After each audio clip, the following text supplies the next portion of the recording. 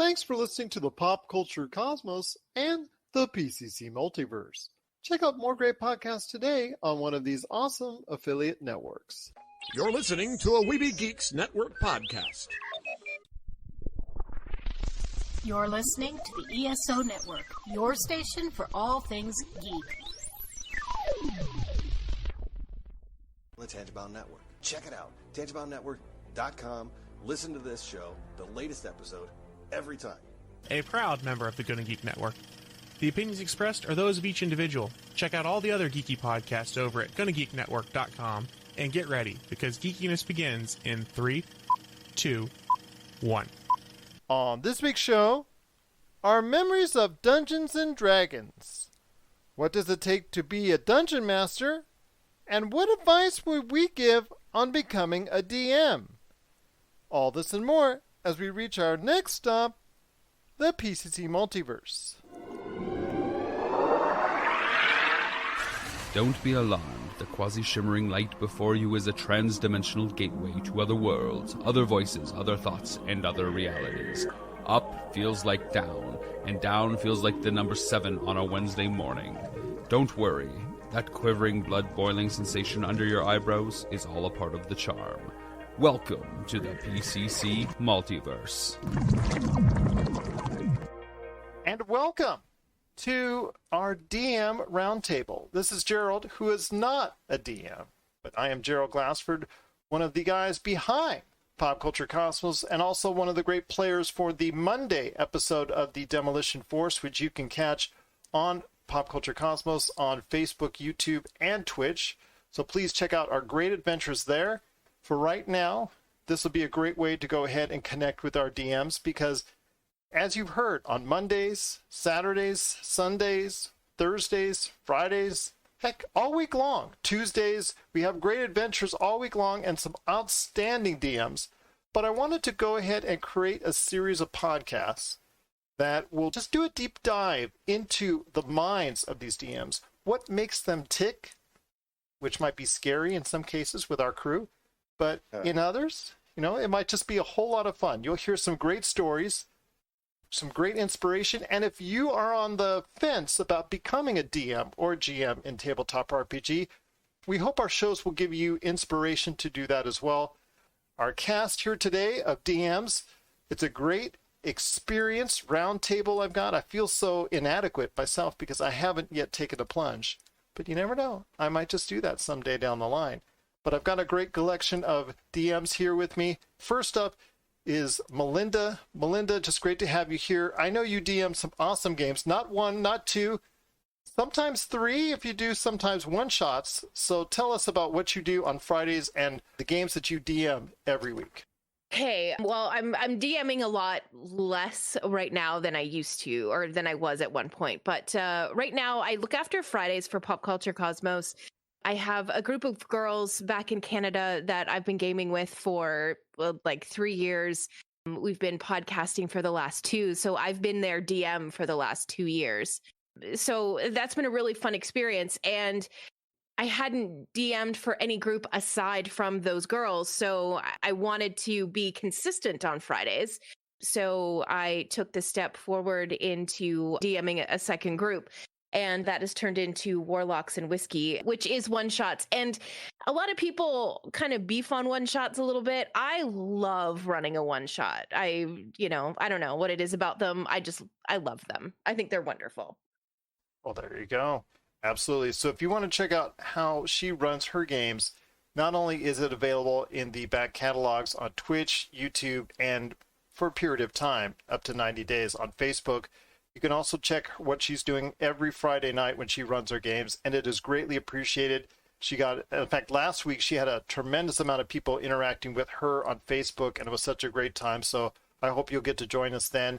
But Tuesdays are just as awesome with you, Rob. And so as Melinda's husband, the man who invades so many of our streams, so many of our games with all the wonderful role-playing and characters that you do, you also host an awesome game as well. Yeah, you can find me every Tuesday. That's right at 2 o'clock. It's a Rob's whimsical one-shot. I'm stealing a little bit of lore from everyone's game and some of their characters that I actually play in their campaigns as well. So if you like some of the voices that you hear from me, you can always find me there. You can also check me out at Vampires and Vitae. That's a highly manicured podcast that's going to be dropping every Friday. And we've been going for about a year. The finale is coming right up. I'm going to be jumping into Vampires and Vitae Season 2, which can be brought to you right here at Pop Culture Cosmos. One of the exciting things is we're also going to have the wonderful Roger joining us, and we're going to go right to video this time. So way to start off with something brand new. That's awesome. Again, please experience that every Tuesday, and also Vampires and Vitae, wherever you get your podcasts. Please go ahead and check out all the back episodes there.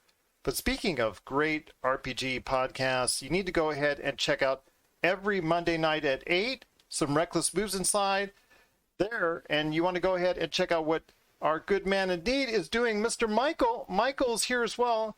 Hey, tell us a little bit more about your awesome RPG podcast.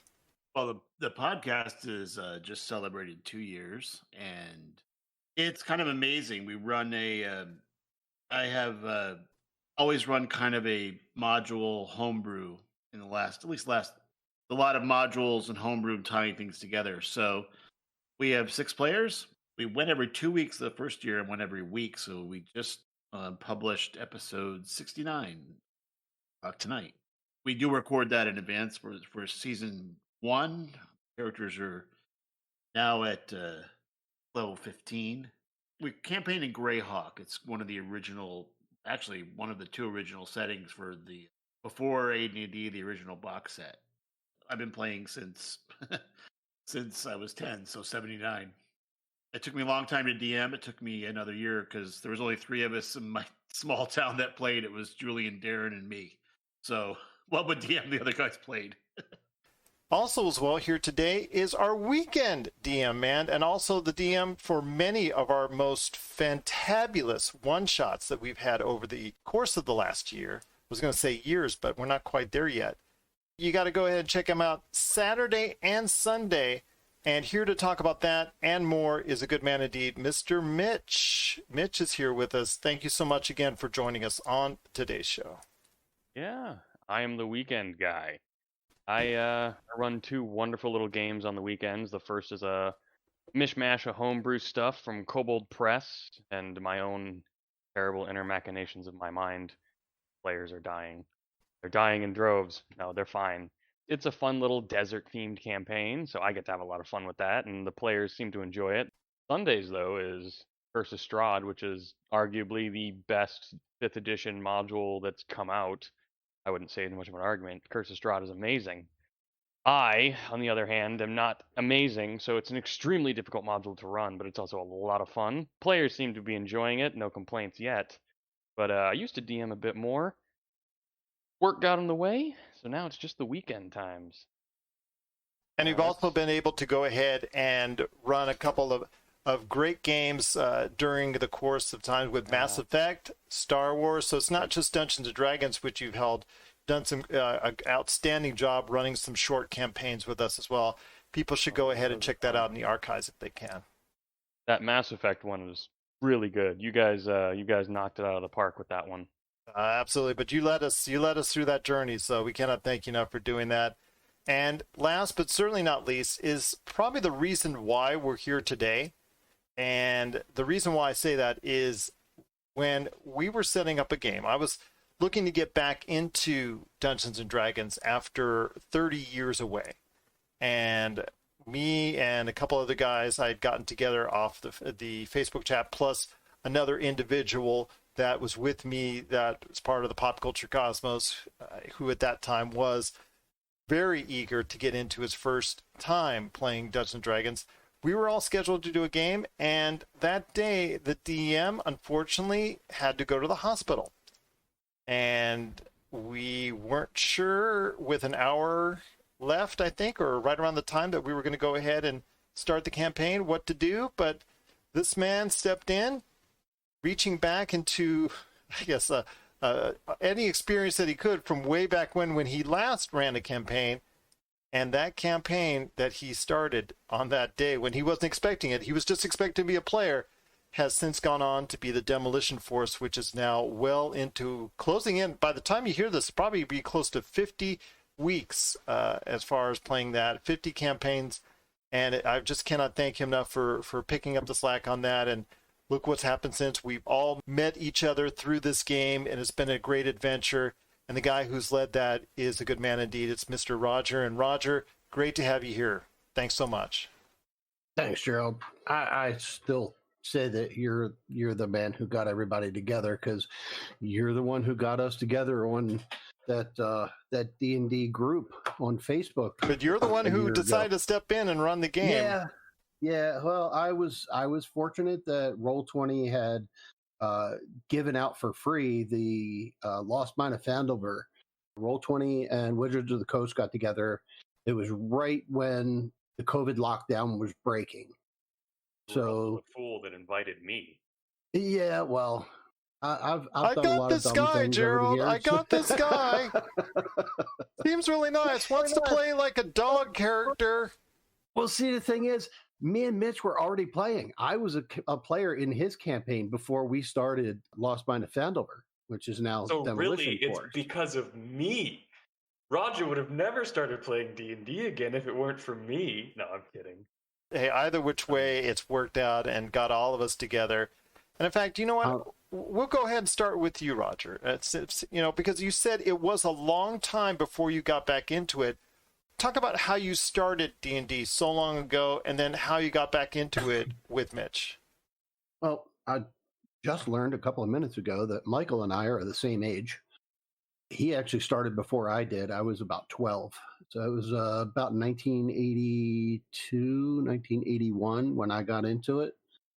And it was just one of those things. I've always been a book person and kind of a nerd. And I came across the box set, the good old red box, which I still have my original red box. The only box that I'm missing out of my collection is the expert set, which was the black box. But I still have all of my original stuff. I got into it and started. Back then, they had solo adventures and things like that were built into the modules, into the rule sets and stuff. There was a couple of other modules and stuff like that. They all were color coded and numbered and letter codes and all kind of stuff. And of course, everybody knew the big black book with the huge monster on it that people were look at. If you weren't a fan of D&D, you look at it as like, oh my gosh, there you're peddling the beholder. The peddling the devil and all that. So yeah. Oh yeah, I was definitely a victim of the satanic panic in my family. My family was very church going and stuff like that. When they found out that I was into Dungeons and Dragons, several of them had a talking to me. It didn't stop me. So I moved on from doing those solo adventures and stuff. I roped a couple of my friends into it. One of my friends, still my friend today. Actually, all of those are still friends today. He embraced it as much as I did, and he went out and bought his own stuff. So he and I were the DMs in our group. So I had a couple of my cousins, and we had a couple of other friends, and we would meet at one guy's house, and we would play. Back then, we didn't have miniatures. We didn't have computers or anything. Everything was pencil and paper. We hand drew our character sheets because we were all broke and none of us could afford to go out and buy the pre-printed ones. So I actually bought carbon paper, and Roger, I made copies with carbon paper. What? It almost sounds like you're saying you had to walk uphill in the snow both ways, and you liked it. With no shoes in July. Oh, I get it. But yeah, I stuck with it for several years, and then actually through high school. Once I got out of high school is pretty much when I stopped. I went into college, and then I went into the military. And after that, I got married, and the person I was married to did not like any of that kind of stuff, so I wasn't allowed to do it. And then I got a divorce, and now I'm married to the good wife, and she allows me to do things that I enjoy. We like the good wife. Yes. So let me ask you this. I know how hard it was for me and intimidating for me to get back into it again as a player over 30 years and to step back into it.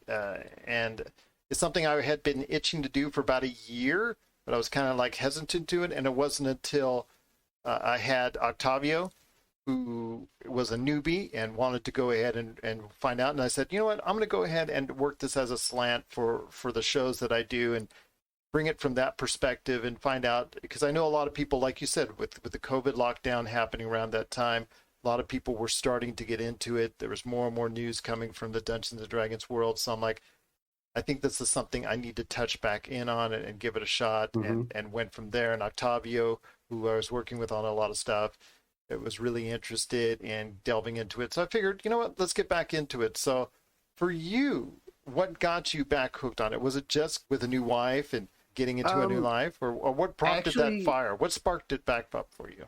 Actually, it was my son Ryan, who's my middle son.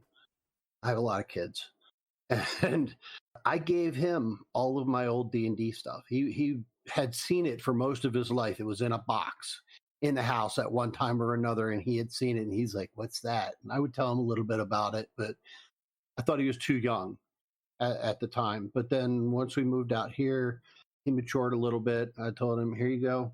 So wait, okay, he was too young. How old was he when you thought he was too young? About 14 or 15. You can see where I'm going with this conversation. Oh yeah. Oh yeah. Okay, that's a little bit of self-incrimination there for you, but okay. Well, the thing is that those books that I have are 30 years old. And all of my old notes, my old dungeons, my old homebrew dungeons and stuff, all of that paper was still in there, and it's 30 years old. It's not holding up so great anymore. It's kind of delicate. And he was a teenage doofus, and he had a lot of doofus friends, as teenage boys are wont to do. So I was like, yeah, no, I don't trust him yet. But then he showed me some things that he was able to take care of stuff. And I was like, okay, here, I am passing the torch. Gave him all my dice. I had this big box with all of my stuff. And he dug into it, and he got into it. He got some of his friends into it. But then he found out that, hey, they're not playing like this anymore. There's 5th edition now. Nobody knows what this red box is. And he started getting into 5e. So occasionally I would pop in. I would sit in and just observe him and his buddies playing and how dumb they were. And it started to interest me. So we had conversations about it. He started telling me more about 5e and some of the different rules and how things worked and all. And then I started looking into it myself. So he DM'd a game for me and a couple of people. So he was actually my first DM in 30 years. Oh, we did a little one shot. He moved out and he did one more game with his fiance and me and one of my other kids. And it was a good time. And then COVID happened, or it was starting to happen, and things were getting ready to shut down and all. So my wife actually got a couple of our friends together, and they agreed because one of them, the husband, had played D&D as a kid too. So they joined in. We set up characters and stuff, and then everything locked down. And I was like, well, crap. And that's when I turned to Roll20, and that's how I met Mitch. And your life has never been the same. Yep. No, it hasn't. And then I found you in that group. And then I had really good games after I met you, Gerald. Well, there you go. Because I was a DM. Set you up for that one. Thanks for checking out the PCC. You know, the Pop Culture Cosmos. We'll be back in one moment. So let me get this straight. We're going to play a video game together, or? Well, not exactly. Okay, fine. Where's the controller? It's right here. This is literally a sheet of paper. I don't understand what Here, you're going to need these two. Dice? You've just are these even dice? We are going to play Vampire the Masquerade. It's a role-playing game. What kind of vampire do you want to be?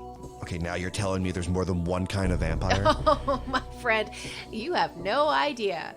There's Nosferatu, there's Vampires and Vitae, an actual play podcast. Season 2, coming soon to Pop Culture Cosmos. Well, I'm glad to see that you're experiencing some good times now. Again, we're going on 50 weeks, 50 sessions of our Demolition Force / The Lost Minds of Foundiverse. I'm really happy that I had a chance to join and work with you on that. So I cannot thank you enough for leading this adventure for all of us. But I want to go ahead and get Melinda and Rob. I know both of you have various backgrounds as well, as far as with your role playing, your voice acting. Melinda, you said you were on the air as a member of the broadcasting community at one time.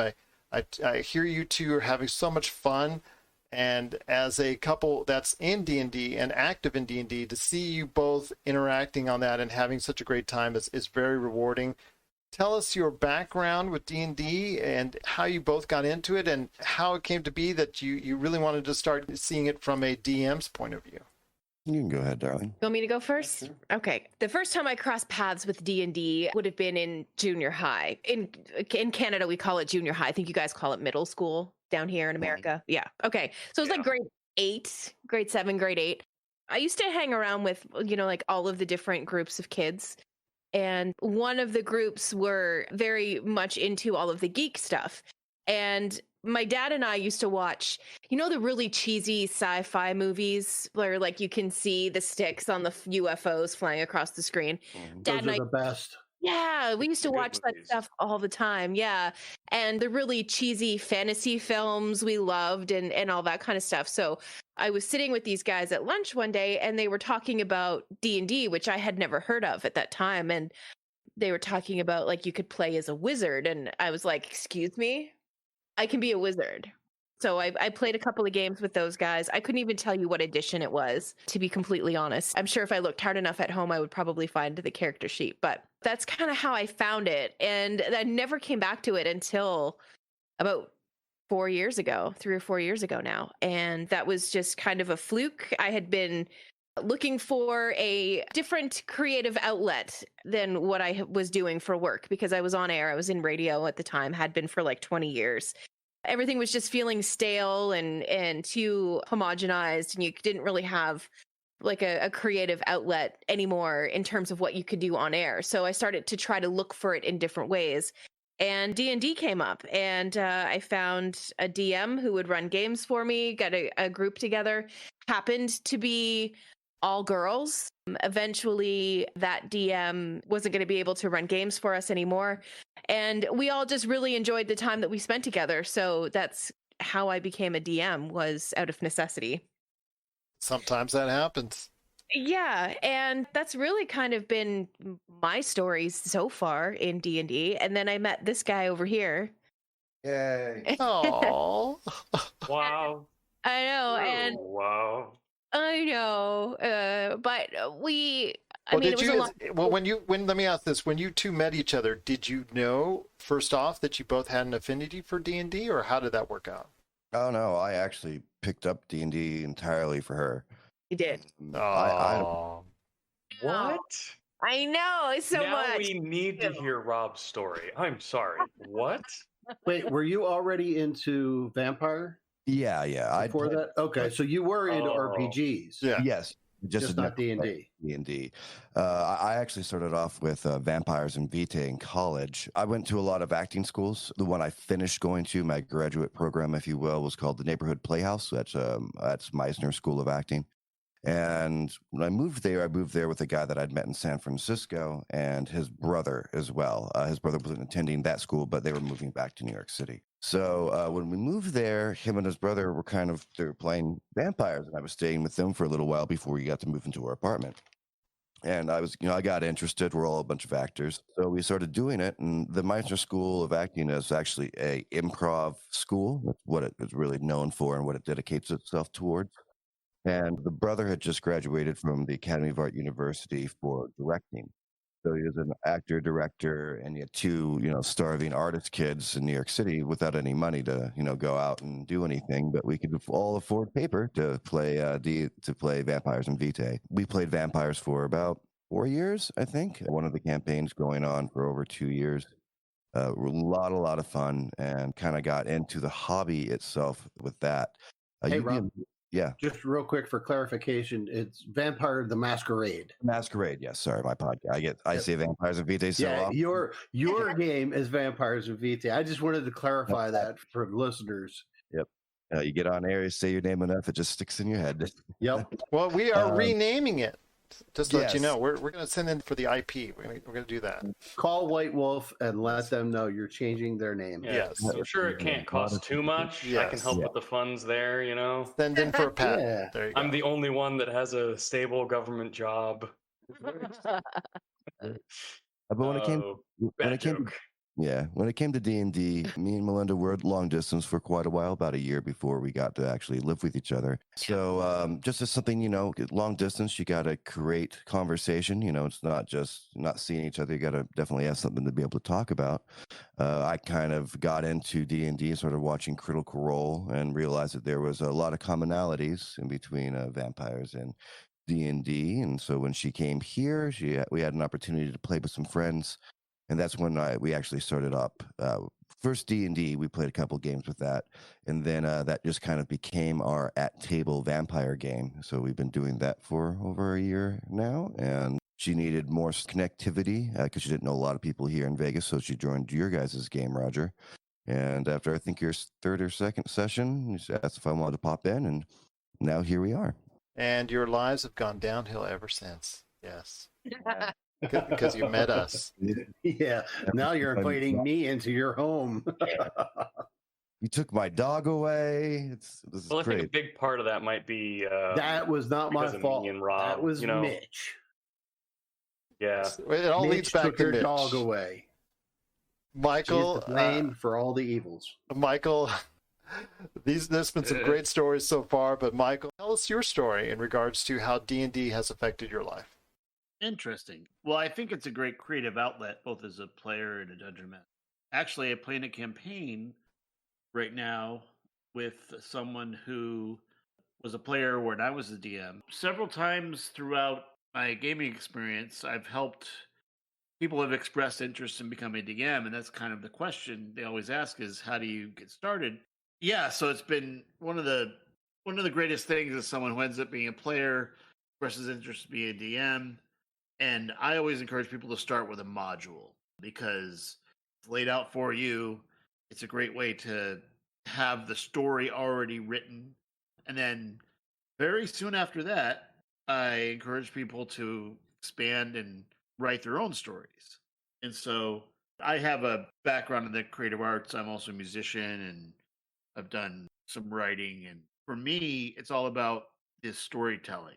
When I'm creating a story arc, whether it's writing a novel or doing or writing a patent or writing a thesis, it's all about the story arc, the beginning, the middle, the end. So lately, in the last, I'd say 5 years, I've been going back to some of the original settings. I love the land of Greyhawk. It brings me back to where, Roger was saying, the original Red set, and then, gosh, I don't even remember. I was a teenager, but it must have been late 70s, early 80s when AD&D came out, and the original Player's Handbook and DM Guide and Monster Manual. And that really was a game changer because you could create any story in any situation. Later, I got into sci-fi, so I started playing Traveler. So I played Traveler for a while, which is like sci-fi D&D. It's changed a lot over the years. I've heard about Traveler. Is it good? Okay, so if you're going to be on a tangent. I'm sorry. I'm interested. If you like how D&D used to be, which is like you had to get pen and paper and had to understand math, and if you like the intrigue of the different races, interaction of the races in D&D, like up to second or third edition, Traveler has a lot of politics and racial history and timelines, and it gets very intricate. It's kind of like the original D&D. Like Roger was saying, you had to actually get paper and pencil out, and to calculate a hit took minutes. You think it takes a lot in Roll20, probably doing a combat with a dragon with paper, right? Yeah. Oh yeah, definitely. And Traveler's a little different. It only uses like 6-sided dice, but if you get into it, it's great, but it's very difficult to get people into it now because we live in a world of video games and things that are more fast twitch, where the Traveler is a very thought process oriented game. You're listening to the Pop Culture Cosmos. You've heard others, but nothing could prepare you for the shameful stupidity that is the Jock and Nerd Podcast. Hear Imran. So if you offend everyone at once, it's a wash. I've covered everybody. Anthony. Sorry, I was texting. Say that again. And Rug Boy. Yeah, whenever there's a snowstorm, my Slack hole tightens up. As they talk over one another. Just exactly the same as Terminator. We're talking over each other. It's fine. Sorry. Swear. I had boobies. And ask you for money. Just give us the money. Witness the hubris as they claim to be the world's authority on comic book movies. Who said? Never said that. You've never said that. Who cares? A jock said that. Comic book, TV, movie reviews, news, and whatever they choose. Available on Apple Podcasts, Spotify, and wherever you find your favorite podcasts. The Jock and Nerd Podcast. It's campy, silly, goofy fun. Seriously, people really listen to this. Jock and Nerd. Well, certainly last but not least with us here is the youngest member of our team, unless somebody's telling me something different, is Mitch. And Mitch, I know you are probably the most recent to get into tabletop RPGs. So tell us your background. Let me tell you. He's the baby DM. Yes, he is. So, but he's more than making up for it in quantity. Let's just put it that way. And quality. So I'll dominate the conversation here for a minute and talk a bit about me. So yeah, I am 27 now. I was 26 when I got into D&D. Way back when. Let's go back in time. Actually, I was 25, about to be 26. But in 2019 December, just before 2020, just before COVID, one of my soldiers who works for me was like, "Hey, Sergeant, you like D&D?" And I was like, "Dude, I don't know what that is. Get out of here, you nerd." And long story short, ended up playing D&D with him. His campaign was really rough because he had a couple of weird players that were just some of his deployment buddies from Kuwait. And I ended up playing a couple of weeks with them. It only took about 4 weeks for me to decide, I could do this DMing thing. So lo and behold, I think it was the very first part of the lockdown was February 1st for us, beginning February, because I was supposed to move to Hawaii. It didn't happen. My Hawaii move got put back an entire year. You guys know my whole story. Every week the game would be, "I don't know what I'm moving, guys, but I'll run D&D till I move," for a whole year. I just started DMing and lockdown happened. I had literally every day for 6 months free. I learned the whole rule book in like a day and a half. I started looking into the older rule books too, just for more inspiration, but I learned 5th edition in about a day. And trust me, the players, the other DMs here know how absurd my memory retention is, because I'm weird like that. And I started DMing a game after just a couple of weeks. Memorized the rule book, decided to homebrew, which, Michael, you're correct. You should run a module first. I didn't like what was written in most of the modules I read, so I was like, no, we'll do this my way. And I did it my way. There is a story attached to the first game I ran, which was actually a 2-part game. And it's a bit of a cautionary tale as well as just a good story. I had 3 players in this game. My little sister, whom many of you have met and heard her voice and know how she is. She's very passionate, unlike me. And we'll call him a bit of a problem player, but he's been reformed now to a very good role player. And then the other guy, which is just all around, one of those players you want to keep in your games. He's an all-around superstar of a player. He's good at just about everything. He's one of those players you want to keep in your games. So I had those 3. And we played a game where the players would eventually become evil. That was the whole point of the story. They became evil. They set themselves up as the big bad evil guys. Oh, such an original idea.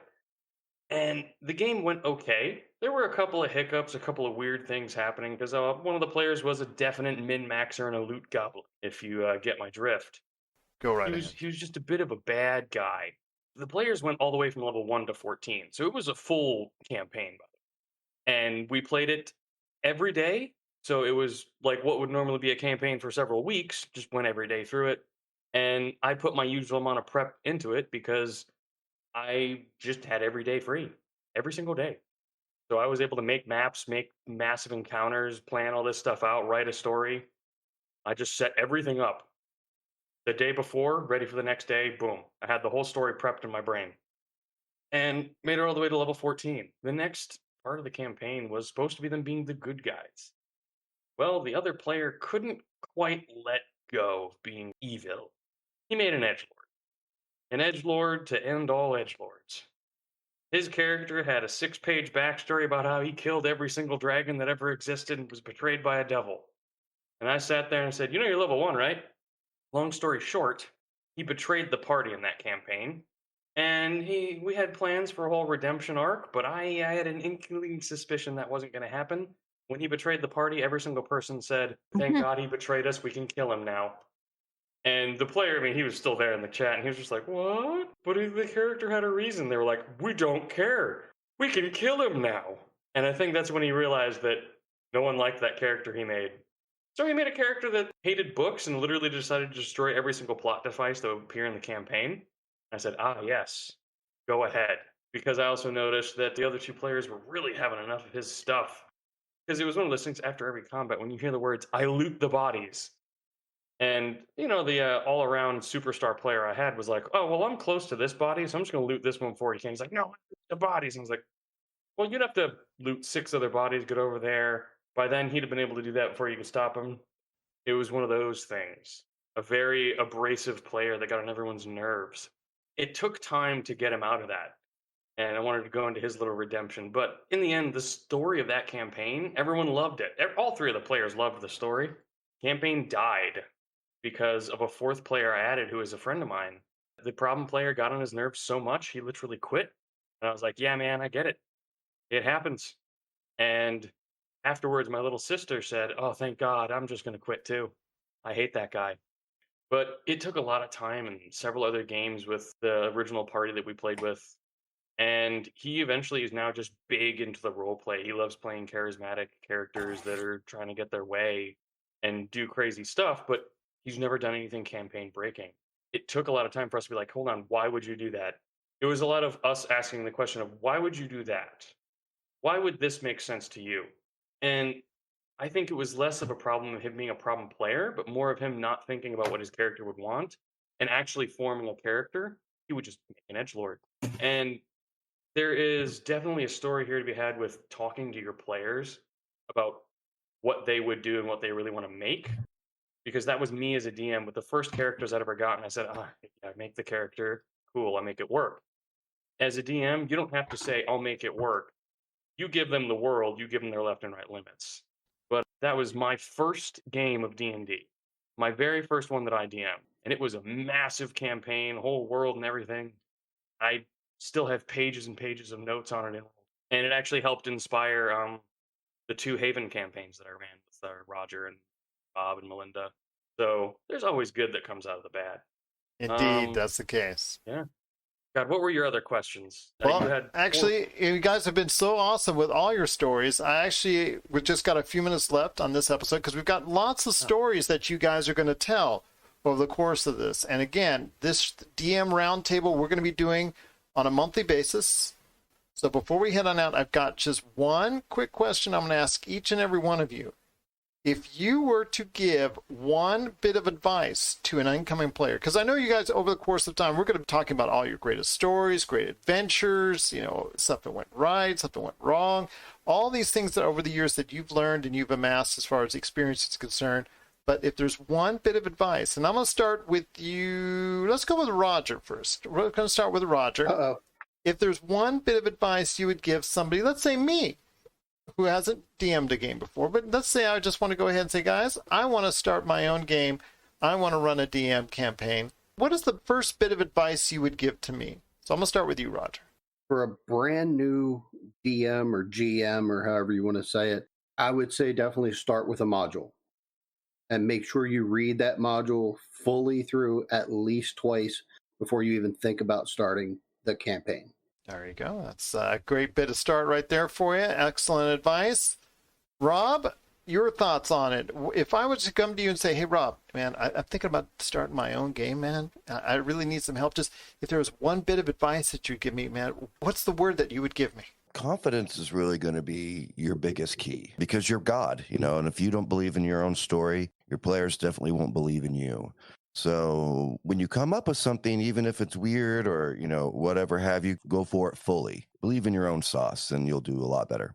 It's amazing. Again, some great responses so far. Michael, I want to ask you, okay, let's say I come to you and I've checked out all the great stuff you've done with Reckless Moves every Monday night at 8 at recklessmoves.com. If I came to you and said, Michael, I want to start running my own game, what's the first bit of advice you would give me? It goes with anything. Learn the rules. So if you want to DM, start by reading the entire player's handbook. Then, when you're a DM, read the entire Dungeon Master's Guide. So 2 books. The Monster Manual is like a reference. So by reading the first 2 books, and it's just reading them, reading and understand them. That's how I started. You got to understand the basics. You got to understand the rules and got to understand the parameter of how you want to set things up. And you got to understand it so that if you don't understand it, your players will not understand it, correct? Exactly right. Well, Mitch, if I was coming to you now, Mitch, and I was saying, you know what, Mitch, I want to go ahead and run my own game. I see the way you interact with your players, whether it's Mass Effect, whether it's Dungeons and Dragons, whether it's Star Wars Mercenaries, whether it's those great one-shots. I truly enjoyed the one that you did a few months back. Almost felt like the early 1900s. Do you remember that one? Mouse. Yes. Sir Cat and Mouse. Terrell Timbuck. Yes, absolutely. And it was Cat and Mouse, I think, correct? It was Cat and Mouse. Yes, yeah, that was a lot of fun. And all the stuff that you've done over the course of the past year that we've been part of, and the one shots and the either the elongated campaigns or the short campaigns you run have been truly excellent. But I wanted to ask you this: if I was coming to you and say, you know what, I'm running my first game, what first bit of advice would you give? Well, I think it's actually pretty simple. Find something you're passionate about. If you read one of the books and it gives you ideas, it sparks that inspiration and that passion. You got to find something that inspires you and gives you a bit of passion about. For me, it was running my own homebrew, and then it was finding these one-shots. It was other campaign ideas. Curse of Strahd has been the most inspiring campaign I've ever read. I didn't like most of the books when I would read them. I didn't like the modules. Curse of Strahd, totally different. It inspired me. It gave me ideas. So you need something that gives you an idea, something that isn't just, I'm going to run this cookie cutter module. You have to have something that actually gives you that spark. That's excellent advice indeed. And last but certainly not least, Melinda, I know you and Rob run great campaigns, especially on Friday. You seem to have a great crew that interacts with you, and I see all the great interactions you had on Facebook, and I'm really thinking about running my own game for the first time. What kind of advice would you give to me? My advice is the opposite of what everybody else has said. But it's advice. Why is that not surprising? So you're saying run far away. Yeah, no. Don't do it. My advice is to just pull the Band-Aid off and do it. Enough, hand-wringing about it, and just do it. Find a one-shot that you like. You know the group of people that you're going to be playing with, so you know already what those people are kind of into and what's going to make everybody happy. So find something suitable and just run that one shot. And running that one shot and building your first characters together with you as the DM at the head of the table, you're going to learn so much. And then you're going to be ready to, take on maybe something that's going to last for 16 weeks. And then you're going to be ready to take on, that module that's going to run for a year and a half. And then you're going to be ready to go ahead and homebrew your stuff. And part of what I really like about being a DM is that the people at your table are your friends. They're not your opposition. So if you're not sure about a rule, then it's okay to have a discussion about said rule and come up with a compromise until you're able to look that rule up either after the game or during a break or whatever. But once you've made a ruling on something like that, you have to stay consistent with it. So it took me forever to remember the grappling rule. So for a while, I was just kind of winging it. But when I made a ruling in a session, I had to make sure that that ruling was the same for all of the players for the rest of the session. When in doubt, compromise, just be consistent. Gerald, this last question should have its own podcast. It should have been its own. We might get actually back to it in a future episode, but I know there's going to be a lot more topics I want to go ahead and cover. Guys and gal, any last thoughts on the way out? Do it. Just do it. Yes, do it. Well, there you now go. we're infringing on a copyright. Come to the dark side. Here comes the Nike lawsuit. Yes. Always be a DM. Yeah. Come to the dark side. We have cookies. Yeah, right. Also, we do have more DMs that will be in these discussions. There's more involved with our group than are here tonight. So keep listening, because there's more stories, there's more information, there's different perspectives and different views. Absolutely. And we'll bring that up continuously right here in the Pop Culture Cosmos DM Roundtable. Thanks so much to all of our Dungeon Masters for being on today's program. But don't just hear from me that we're the #1 tabletop RPG streamer on Facebook. Get a taste of it yourself with a sample from one of our most recent games. This is the PCC Multiverse. If you need your video game fix, be sure to check out Retro City Games. Located in Town Square on Las Vegas Boulevard or in Henderson, Nevada, Retro City Games has the cure for all your video game vices. Retro games and games for current consoles, Nintendo, Sega, PlayStation, Xbox, and more. Retro City Games has all the staples from any library and some highly collectible offerings too. So pick up a few games today at Retro City Games in Town Square on Las Vegas Boulevard or in Henderson, Nevada. Retro City Games is your video game metropolis. Check out what's been going on with the Pop Culture Cosmos Show and the PCC Multiverse. I see the potential for basically like another Netflix kind of paradigm shift where here comes this other major player. They have a ton of resources. Apple could change the way that entertainment is consumed. They say it's the only time this year that you'll have stars from each brand battling each other, and we know it's not going to be the case, but they like to say that, and more power to them, I guess. Well, it's a big first step, bringing all those superheroes together. There were definitely some parts of the movie that I really enjoyed, and then there were some parts that I thought just kind of fell short of expectation. Part of it has to be something to do with how it's being promoted, and this is a thing where audiences do not agree with critics. That's the Pop Culture Cosmos Show. And the PCC Multiverse, every week on Apple Podcasts. And over a dozen of your favorite streaming and podcasting options. None of you guys really catch some of the stuff happening in the background. You're very focused on your quest, your adventures, you're asking for information, getting all the stuff you need to know to succeed. But after she leaves, slowly a little kobold approaches you, speaking rather broken in the trade tongue. Do any of you speak Draconic? Does your character speak Draconic, Rob? No. I got Common and Dwarvish, that's it. All right. I wasn't even offered any extra languages. Melinda? Yeah, no, I don't think so. Okay, so she's pretty basic, honestly. Yeah. TT speaks Common, Giant, and Gnomish. You pick Giant, the fool. She's just a basic bear. Duh. Bare necessities, the simple bare necessities. I need to stop doing this to myself. The kobold doesn't. I wasn't going to go there because I figured somebody else would. I mean, you might have a better singing voice than me. Oh, look, my path perception is 13. You are the most perceptive member of your party. Oh, that's really Unfortunately, a 13 also doesn't pass the DC, even if you rolled Yeah. that for your active perception, which was in the end a 4.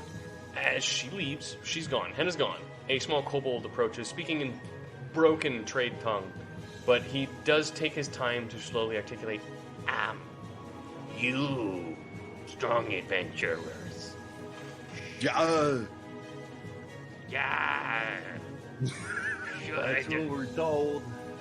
Should meet with my master, Hakan. Like the knot. Thank you, Rob. Yes?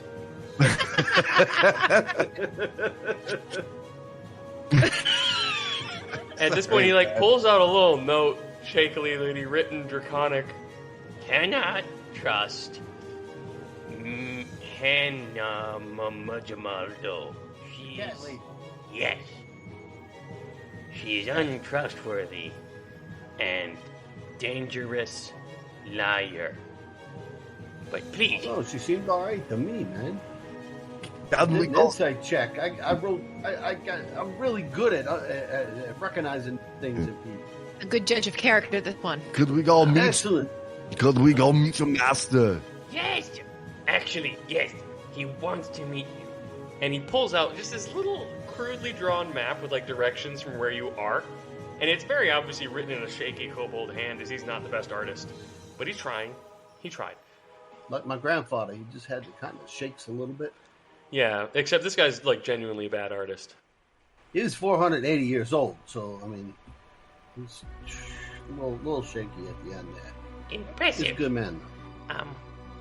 But Hakan, so he lives on the street of 10,000 Fools in a meek residency behind the red door that depicts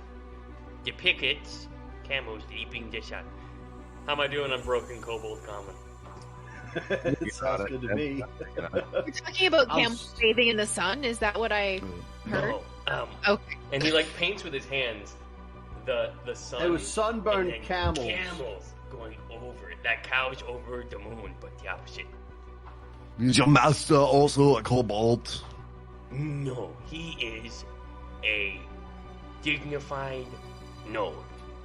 Any of you? A gnoll. Gnoll.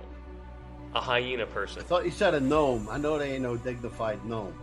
Well, you see, the word dignified gnoll is a bit of an oxymoron because there doesn't exist a dignified gnoll. Hey, I resemble the back half of that. There isn't a dignified hyena. Let me put it that way. But if you wish, could go and see Hakan. Yes. Yes, let's go see the nut person. I'm down for All it. right, as you guys agree to go your meet boss him. got whiskey? Yes. And drink. And at that, the little kobold like zips into the crowd, not with the lithe, fast, feline grace, just with this speedy little lizard, like a lizard climbing up a wall, trying to get away from you killing it, just zipping out. Dogs chasing in the backyard. Yeah. Yeah, let's go find this person. Oh, it's nuts. Pecan. Named after nuts. Now I get what you were saying. I know what he was saying. I was going to say it myself. He beat me to it. Hakan, these Yo, nuts. your boss nuts? Yeah. These nuts? Those nuts? Pecan. Oh. Yeah, right. Damn nut. I am already loving this. You guys were going to visit Hakan.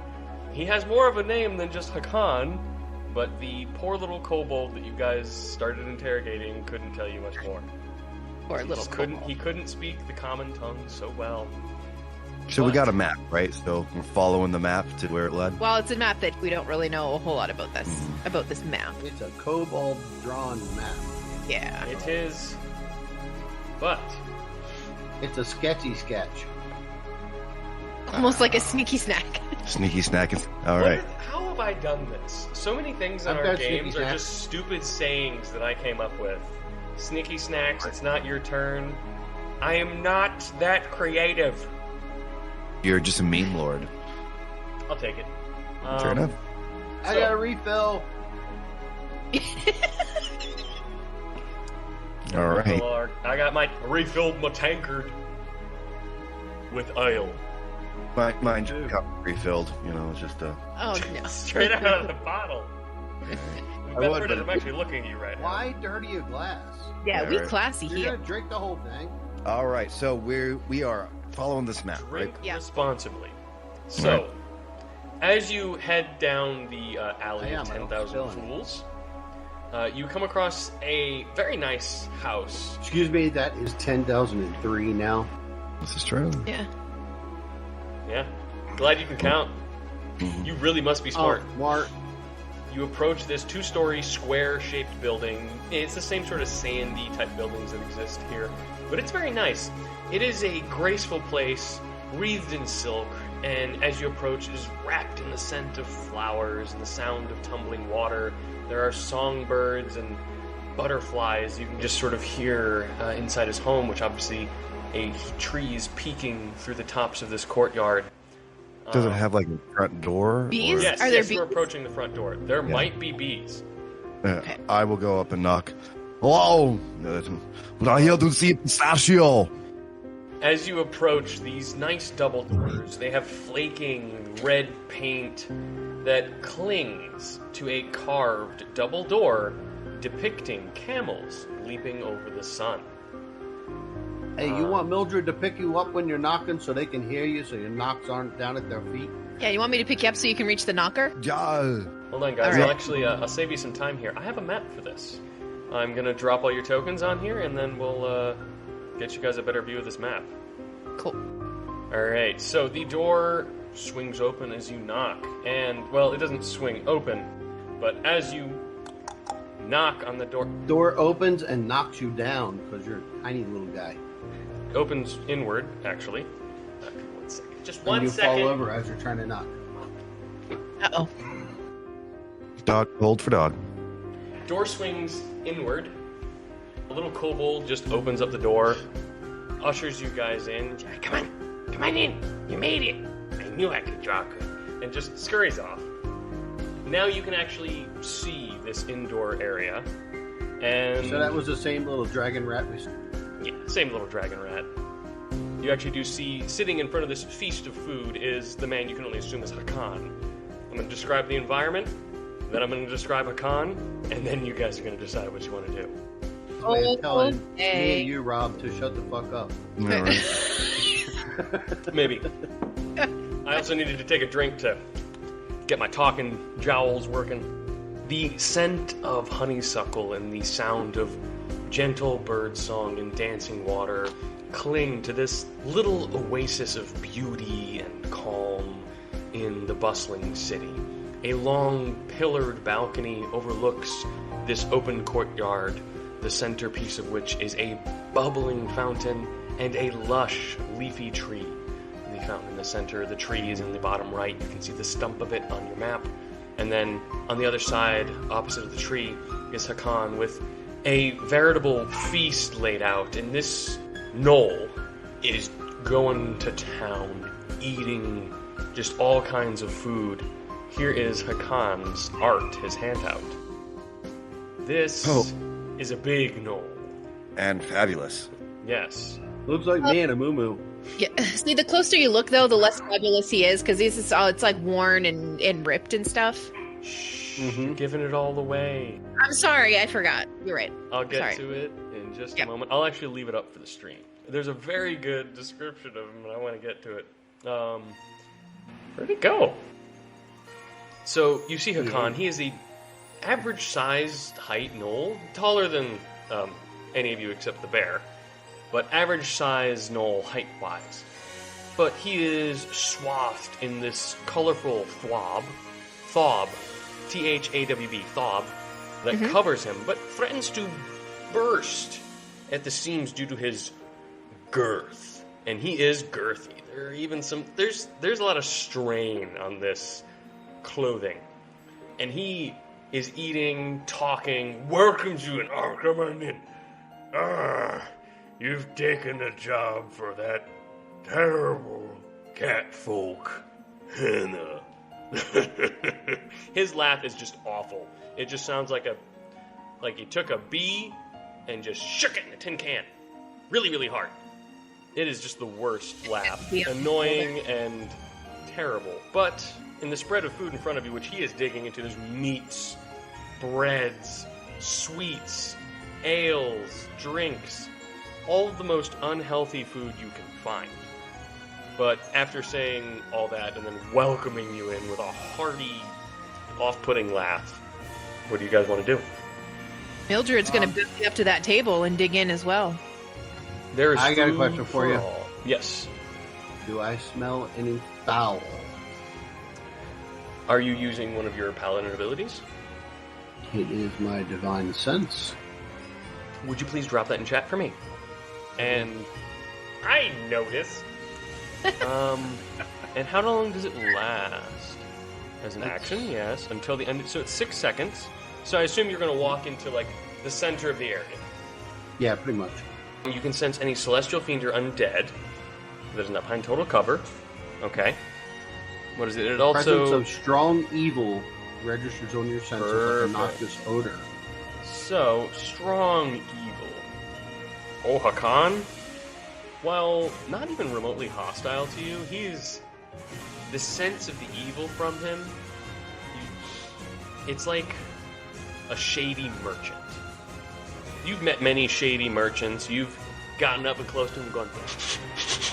gotten that sniff, and it's that. It's that shady merchant that's going to stab you in the back or sell you a diluted healing potion or sell you fake items to begin with. He's a man of profit to the core, and that core has tainted his smell. But as you guys sit and approach, and you are about 6 seconds, you get the sense of evil. I need to do one more thing, but that's just kind of like... You all right? Hold on. Got your tongue? You need to call an ambulance? No, there's a smell. You smell that? Oh. I'm not done. Oh, no.